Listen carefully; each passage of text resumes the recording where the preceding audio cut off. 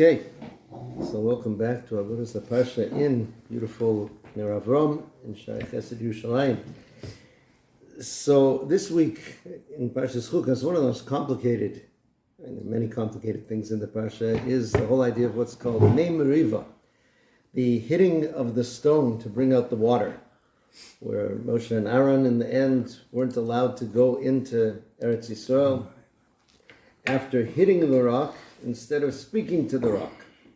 Right? Hashem says to Moshe and Aaron, it says in Kof Yud Beis, Yan lo hemantem bi lakdisheni le'enei b'nei Yisrael.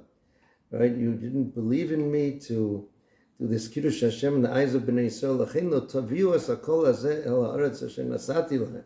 You will not bring them into the land that I have given to them. What would the Kiddush Hashem have been? Rashi brings down, he says that if you had spoken to the rock and the waters came out, then Am Yisrael would have done a kal v'chomer. They said, this rock that doesn't speak and doesn't hear and doesn't need parnasa, Hashem tells it to do something, so we, how much more so, right, should we do the mitzvahs of the Torah, do what Hashem says? So that opportunity seems to have been lost. The question that comes up, okay, and I saw it asked in a few places. One place I was looking, this is a Sefer Divrei Torah from Rav Yaakov Edelstein, formerly of Ramat Sharon, Zecher Tzadik Livracha, a very, very special Rav. He was the brother of Rav Gershon Edelstein, who was the Rosh Yeshiva in Ponevezh. He took over as the Rav in Ramat Sharon. His father died when he was, I think, 20 or 22, and he was the Rav there for decades and decades and decades, a very beloved Rav, a great Talmud Chacham, and also in Kabbalah and all these things. Many wonderful stories about him. If you're familiar with Yedidia Meir and Sivan Rav Meir, so they wrote a book together. It came out both in Hebrew and in English. They were very close to Yaakov Edelstein at a period in their lives, so they gathered together stories about him. It's on my book club list. Good to get. Now, the question is that we say Tfilas Geshem on Shmini Atzeres.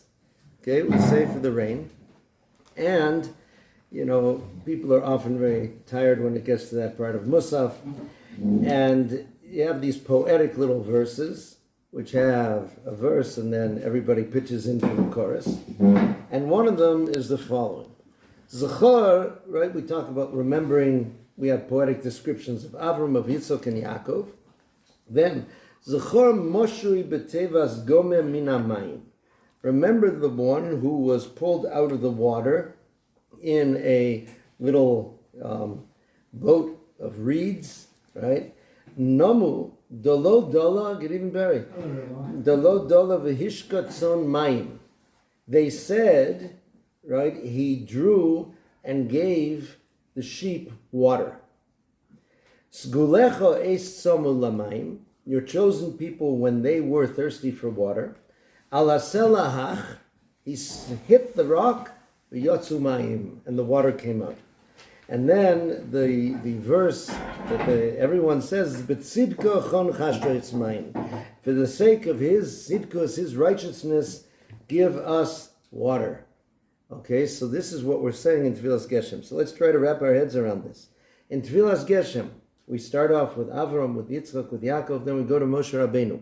We're calling on the schus, on the merit of the righteousness of these tzaddikim, that in their merit we should be able to get rain, we should be able to get water.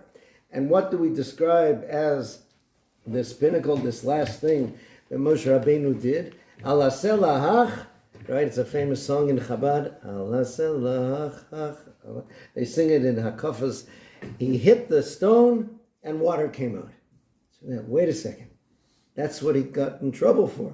This is what we said, just read in the Chumash, where Hashem said you weren't supposed to hit the rock. You hit the rock, and it did it. Why in the world would we be counting that for Moshe Rabbeinu's thing? Why would it be there? We also do the same thing in Hoshanas. Wasn't there two? Excellent. So Pesach brings the answer that's brought in the Siddur Otzat Tfilas. The Otzat Tfilas says, wait a second, there was a previous time where Moshe Rabeinu was told to hit the rock, and he hit the rock, and that was good, and the water came. Must be speaking about that. Problem is that over there, the rock was called a tzur, and over here, the rock is called a sela. So when it says, ala selahach, it's referring to this one, not to that one. Okay, that's what comes. So we're going to see a few approaches to trying to resolve this question. Because again, these piyutim that are part of our davening are very serious. They're written by Rishonim, some of them even older. And the ones that are included there, every word is you see that Rishonim treat them as sources for halachas. When you look at them, it's not just somebody wrote poetry in the ladies section of the paper or something. This is stuff. So let's try to see approaches. One approach, the one that Rabbi Yaakov Edelstein brings, is related to what we learned last week. And this is the way he explains it. He says he also thought, like Pesach did, that we're speaking about the first one. He said, but then he noticed that idea that over there in Beshalach it's called the Tzur, and here it's called the Selah. He says, so therefore it seems to me the following. You have to realize, Hashem never commanded Moshe Rabeinu, do not hit the rock. There was not an lotase. There was not a command from Hashem, Moshe Rabeinu, do not hit the rock, and he transgressed what Hashem said, and he hit the rock. No.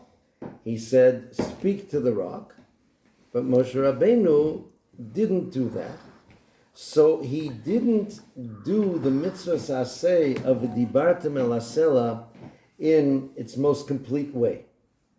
But, he says, just because part of what you did was wrong doesn't turn it all into something negative. In his words, he says, She'im lo asa sachelek shel shleimus hamaisa tov. He didn't, the point here was to bring water for Am Yisrael. And he didn't do it in the way which would have been the most whole and perfect. But that doesn't make the good part of what he did into a Maisa Avera. Right? That still remains. Like we said last week, that those copper pans, right, of those who came and they wanted to do the Birkas Kohanim, those became part of the Mizbeach because there was something positive in there, even though there was negative. He actually says this svar in the name of Yankele Hayeled Shagon Rabbi Yosef Shlomo Miponovich.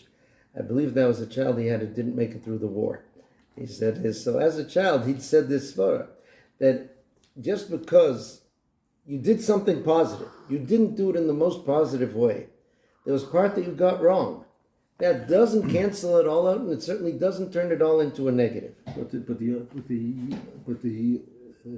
tzivui wasn't get some water out of the rock. The tzivui was speak to the rock. Yes, correct. I guess because, in other words, what was Moshe Rabeinu going to say to the rock? It doesn't give us the dialogue, but it implies could have asked. Give water, right? Could have asked. Yeah. So he had already done it once before. Correct. Right. So here, right, this was, now we're going to try to see why Moshe Rabeinu did this, okay, and then that'll hopefully fill in a bit. But that's number one. Number one is the tzidkus, meaning Moshe Rabeinu came here, and we're speaking about how he provided water for Am Yisrael when they were in need. And it says, b'tzidko, okay, now what's also puzzling here in this piyut is that sometimes the response is ba'avuro al timna mayim, because of him, so to speak, do not hold back from giving us water. Mini'ah, holding back. But sometimes, as in this one with Moshe Rabeinu, it's b'tzid kochon chashas mayim. Because of his righteousness, give an abundance of water. Meaning, this is viewed as something of righteousness. This is viewed as something that should be able to bring a shefa of water to Am Yisrael. Okay, so let's try to analyze a little bit. Reb Levi Yitzchak Berditchev, when he speaks about the difference between the speaking and the hitting, so he says the following. He says, there are two ways to give tochacha to Am Yisrael. Now, the word tochacha is often poorly translated, right? Chastising or chastisement, tochiach, chastising. It's really? Or rebuke itself. Or rebuke, nachon, but really what it means is, like a hochacha is a proof, right? The hochiach is to show something clearly, right? That's the real type of tochacha. You're not looking to give a person what's called a browbeating when you're giving them tochacha. You're trying to get them to see what's wrong about what they're doing, what should be right about what they're doing, etc. So he says one way to speak to Am Yisrael is to let them know how special Am Yisrael are, the power that they have to bring the world to its good purpose, the pleasure, so to speak, that HaKadosh Baruch Hu has every time they do something good, how the world itself was created for Am Yisrael to do things good. He said that is one way in which to motivate people. There's another way in which you hit people hard, kind of with what's wrong with them. And both can work. It can be used at different times in different ways. What's the difference, he said? That when the tochah is done in a way that you raise the person up to the extent that he can't think of doing wrong anymore, right? Because suddenly he realizes who he is and what he's been entrusted with. So then the person becomes elevated, and the world itself wants to do the will of such a person, right? Just like we saw with the stones that it says with Yaakov Avinu, every stone said, Olai yaniach tzadik es rosho, right? I want the tzaddik to put his head on me. So the Mesilas Yesharim says everything in the world really wants to be used by a tzaddik, wants to provide the needs of a tzaddik. So if the person can elevate Am Yisrael to that extent, so then all you need to do is let your will be known to some object in the world that wants to do it. That would be the idea of the speaking. Moshe Rabeinu said, Shimuna Hamori. He hit them hard for being rebellious after everything they saw and went through in the Midbar and all the things.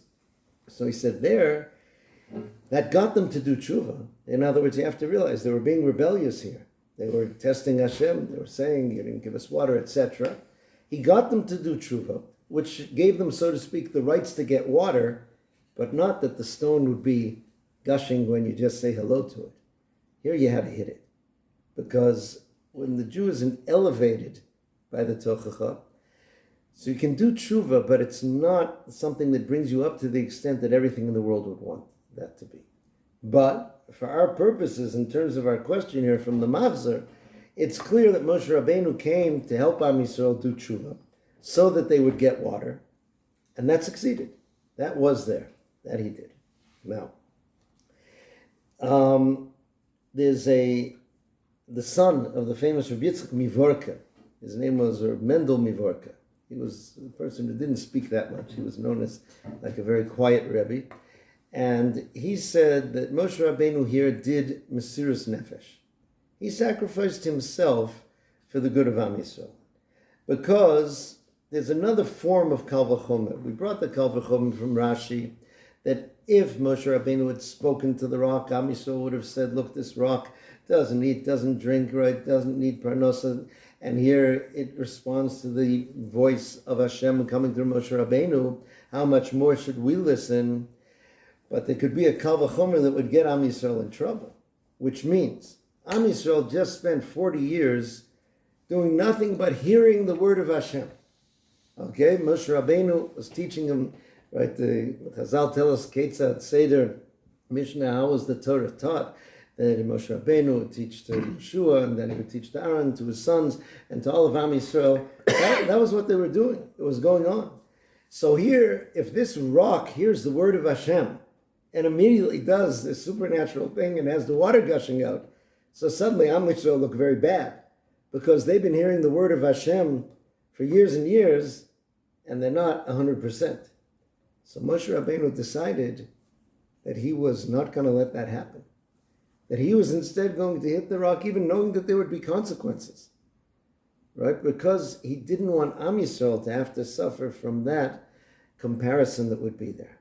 Okay, it's an interesting concept, and you have to be very careful with this concept, right? The idea of Mesiras Nefesh, of a person doing something, even though he knows he will lose out.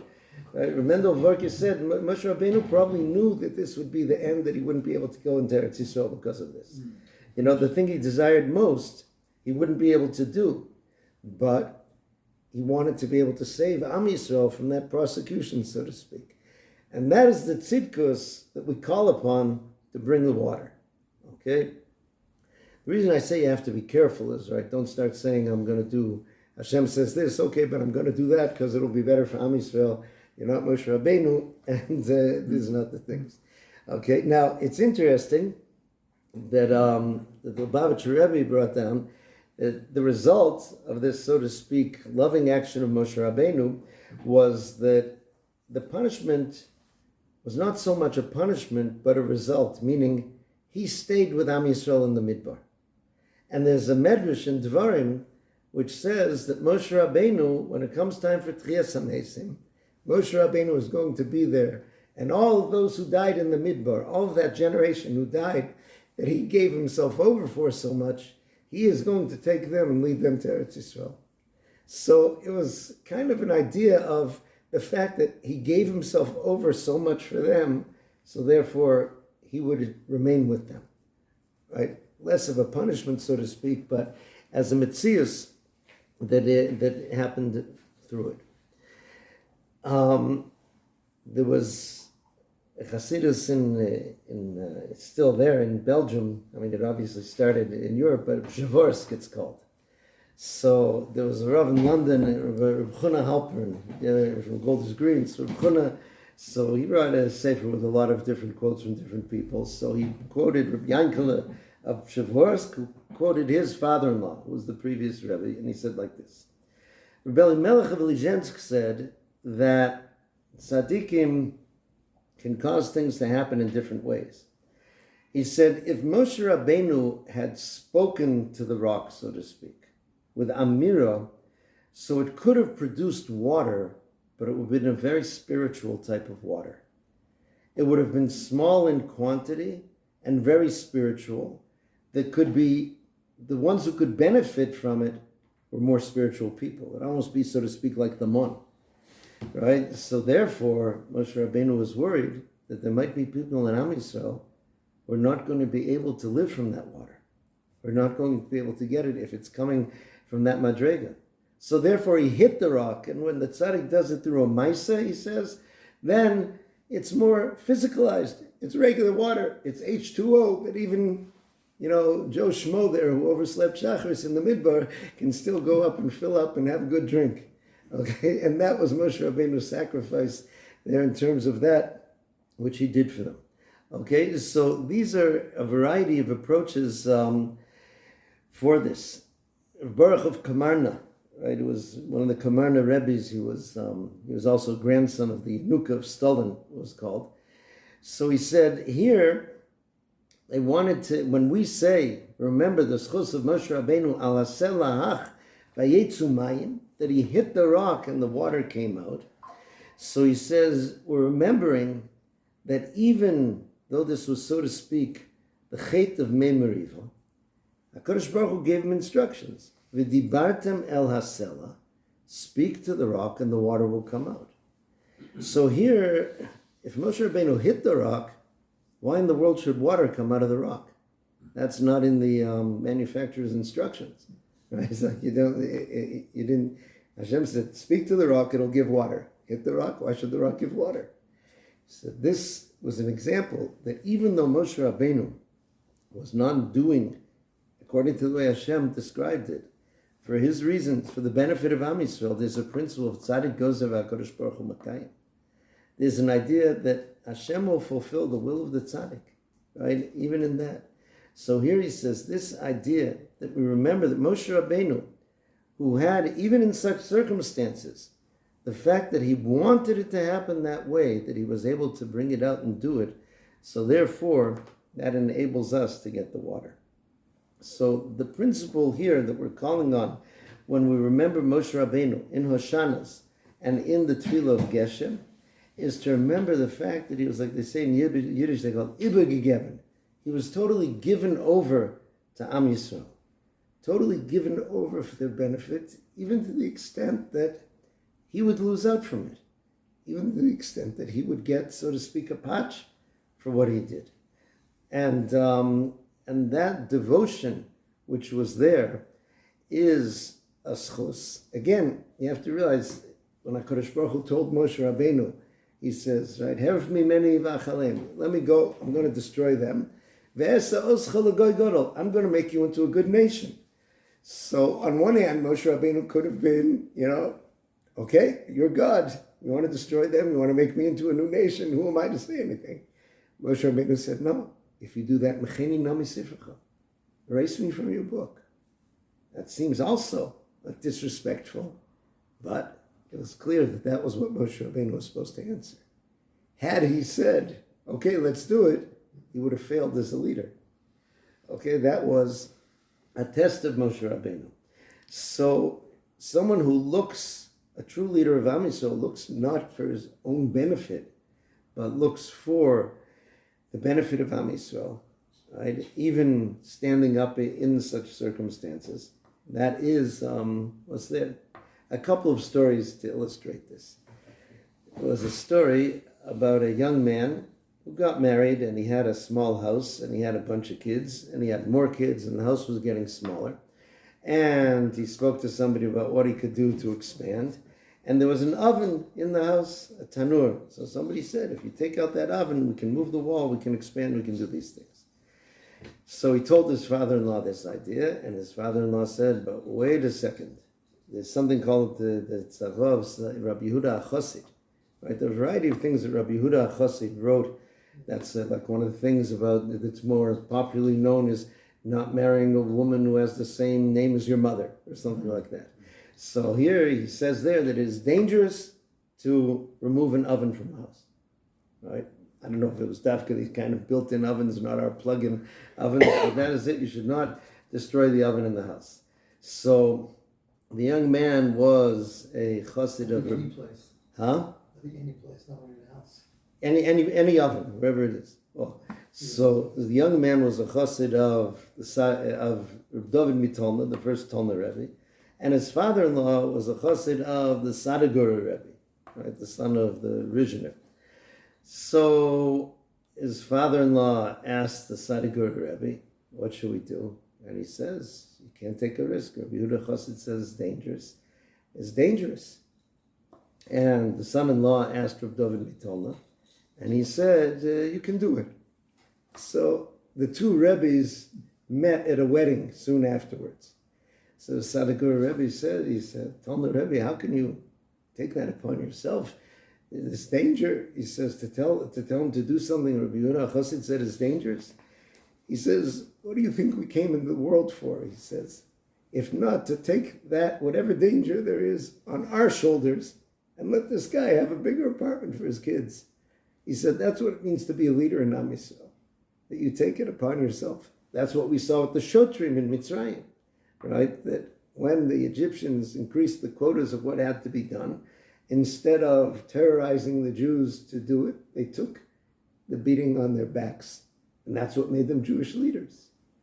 So I saw a story just recently. It was about a boy who lived in Yerushalayim, a very poor kid. I forget if he was maybe an orphan from his father. And he was trying to work a little bit on the side, save up some money. Chukas was coming. And he was finally old enough that he really wanted a set of Arba Minim. He wanted a set of Arba Minim. And he asked his mother if he could have, and she said, we don't have money for that, I'm sorry. So he saved up penny by penny his little things, and he went, close to Sukkot when the market goes down a bit. There's always this brinksmanship in the Arba Minim market, right? Because you're holding some esrogim that today can be worth a lot, but the next day are going to be just good for jelly, right? So, and the price goes down dramatically. So anyway, he came, and there was one of these stalls, and there was what was called closed boxes, right? Sometimes they sell in closed boxes. Mm-hmm. No, that's out of style now, I'm sorry. That's, did it say where it is? And that's... What was that? That's the home front command thing. We'll see what it says. Mm-hmm. So he had a closed box. Oh, it is, that's all. Yeah. Is there a sign? I think, maybe he Sometimes it warns you from different areas. No, it's the source. I already have central. Wait for the alert. You can head down. So he went, he finally found a place that was selling an esrog in a box, a closed box. It said on it, Mudar. And he counted out his little coins and he bought it. Anyway, he went home with it, and then he opened up his box and he looked at it. It didn't look very nice at all. So he lived near Rav Mordechai Eliyahu, that's all, right, the Rishon LeZion. And he went over to Rav Mordechai Eliyahu's house, and he took the esrog out of the box. Rav Mordechai Eliyahu looked at it, he said, kosher. And the boy said, but is it mehudar? And he looked at it, he said, kosher. Mm-hmm. So the boy was very disappointed. He took it, he's walking out, then someone comes running out from the Rav's house, and he says, the Rav wants you to come in. Rav Mordechai Eliyahu said, I have an esrog that's mehudar, I would like to trade with you. And the boy was like, what? And he basically forced him, he insisted. He took the boy's esrog, he gave him his esrog, he said, have a nice day. The first day of Chukas, the boy went to daven with Rav Mordechai Eliyahu in his shul. He wanted to see what he would see. And lo and behold, he was holding that pitiful, not very motorestic. In other words, it was real. He really did it. In other words, he was someone who could have fulfilled the mitzvah with the greatest hidur, with the most muhudar thing. But he did that so that that boy would feel good. And he saw it through. It wasn't a trick. It wasn't, okay, let's throw that one out, and now I'll get my second muhudar esrog or something like that. He wanted that boy to see that it was real and that he did it. Yeah. So this is a picture of Am Yisrael's leadership. Oftentimes we have no idea what they give up, right, for Am Yisrael, for the things that they do. The Panvish Rav, who spent so much time raising funds, but he was a legend. They asked the Satmar Rav, is there life on the moon? He says, I'm sure not. They said, how are you so sure? He says, if there was, the Panvish Rav would have made a parlor meeting there for the yeshiva. Right? So, and sometimes people told him, they said, you're such a Talmud Chacham, if you would just sit and learn, you could have been so great, you could be another Chazon Ish. He says, I wanted to make a place that'll make more Talmidei Chacham. So there are many of these things.